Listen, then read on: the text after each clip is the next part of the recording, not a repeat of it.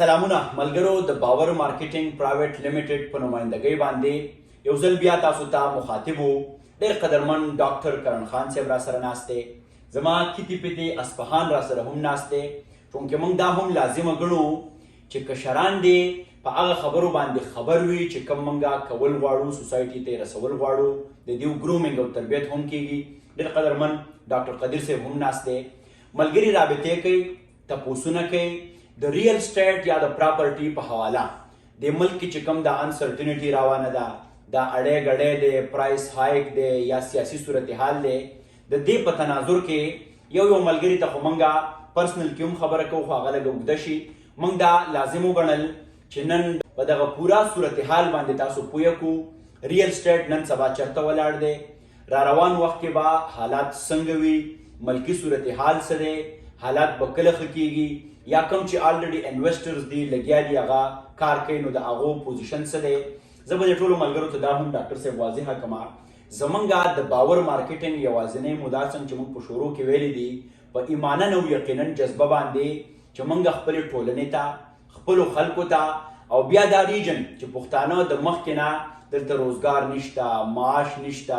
حالات جنگ دی چې دې ته موږ یو ښه رای ورکو یوه ښه لار ورته وښیو یوه تګلار وټاکو او د هغې په بنیاد باندې دا ټول پښتون وطن موږ یو ټبر ګڼو خپل کور نغری ګڼو دا مو ایمان دی چې دا ټول ماشومان موږ ته د اصفهان غوندې ماشومان دي دا پښتون وطن زموږ دی چې څنګه مجموعي خوشحالي راشي معاشي خوشحالي راشي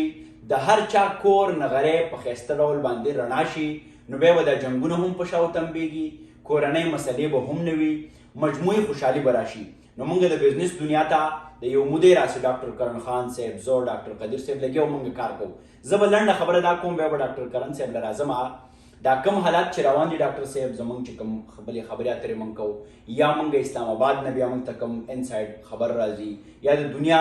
مطابق موږ ګورو زموږ د بهر ملګري هم دي په ملکونو کې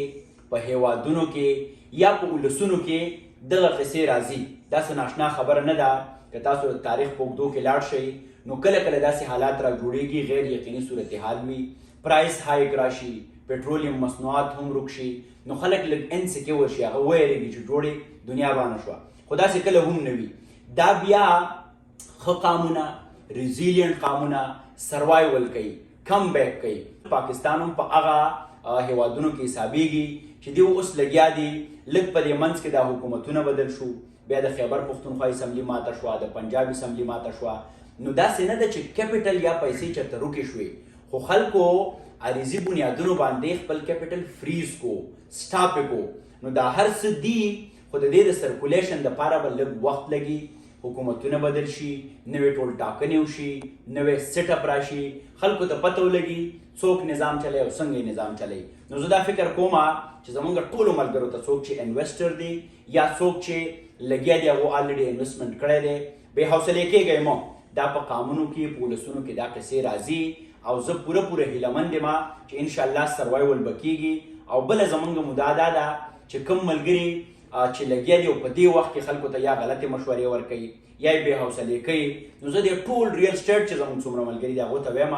چې خپل کسټمر یا کلاینټ چې دی هغه بې حوصلې کوئ مو د هغو سره اوسئ او چېرته هم خپل ځای خپل آفیسز هغه بندوئ مو بلکې خپل نظام ته هم دغسې مومنټم ورکئ او دا حالات به انشاءالله ډېر زر ښه کېږي ډاکټر کرم خان صاحب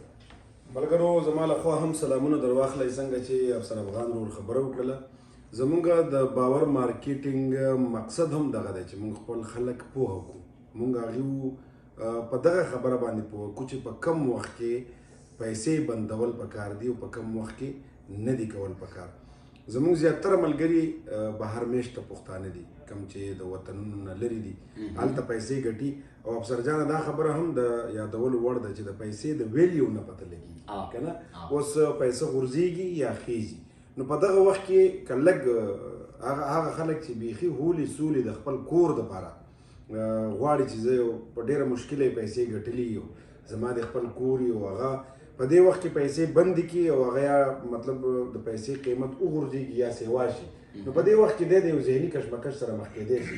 نو خیر که میاشت نیمه یو سړی لږ انتظار وکړي لږ د حالاتو ته وګوري د هغې نه وروسته موږ ټول چونکې غریبانان خلک یو نو موږ نه غواړو د باور مارکیټینګ د لارې نه چې موږ یو چاته غلطه مشوره ورکړو. هغه خلک چې پیسې ورسره ډېري که هغه په دغه وخت کې خپلې پیسې بندې کړي نو په راتلونکي وخت کې دی ګټه کولی شي. خو چې یو کس دی او د هغه سره ټولې ټالې د یو کورکي پیسې جمع کړي دي او هغه بندې کړي او بیا 2-3 میاشتې کې حالات نه سمېږي او دی ځان له زړه خوري او بیا که حالات سم هم شي او دی د زړه مریض شوی یا د شوګر لیول سیوا شوی یا پکې بلډ پریشر سیوا شوی نو د هغې نه ښه دا ده چې فی الحال دی دغه ملګري لږ شانتې هولډ وکړي لږ شانې انتظار دی وکړي. ډاکټر صاحب خبرې جی ډاکټر صاحب تاسو کومه خبره چې کومې خبرې وکړې وو هغه ډېرې ډیټیل او بریف خبرې وې. زمونږ دا خبره کوم چې په مارکیټ چې دی په دې کې داسې سټیبیلیټي انسرټینټي کله کله راځي او دغه وخت چې په دې ملک کې انسرټینټي ده نو چې کوم زمونږ داسې دوستان دا دوه پهلوګانې دي د دې خبرې خو کوم داسې خلک دي چې هغوی د کور دپاره ځای غوښتلو غواړي نو زه چې د هغوی دپاره خو بیسټ ټایم دی ځکه چې په پرایسز کې الریډي ډیکریز راغلی دی. ریل اسټیټ خبره خصوصا کوم نور سیزونه ډېر بر ولاړل او ریل اسټیټ چې دی چونکې هغه بزنس ډېر پرایسز کې ډیکریز راغلی دی نو که څوک د کور دپاره ځان له ځای غوښتلو غواړي نو پکار ده چې هغه ځان له کور دپاره پلوټ اخیستی شي. خو که څوک د انویسټمنټ لپاره یا د ګټې په خاطر باندې انویسټمنټ کول غواړي چې یاره ما ته په دې پلوټ کې یا په دې انویسټمنټ باندې بیا منافع ورسېږي نو هغه سوټیبل ټایم نه دی. او ځکه چې تاسو وي زموږ خو دا ایمان هم دی او دا پښتانه موږ دغه سوچ هم دی چې موږ خلکو ته کنسلټنسي وکړو. سهار ما یو مثال زه ورکوم افسر ته چا ټلیفون وکړي چې دا پلوټ نو ما درته وایي چې داسې چې درته وایي چې دا پلوټ اوس ما اخله حالانکې په هغې کې چې کوم دی لکه مطلب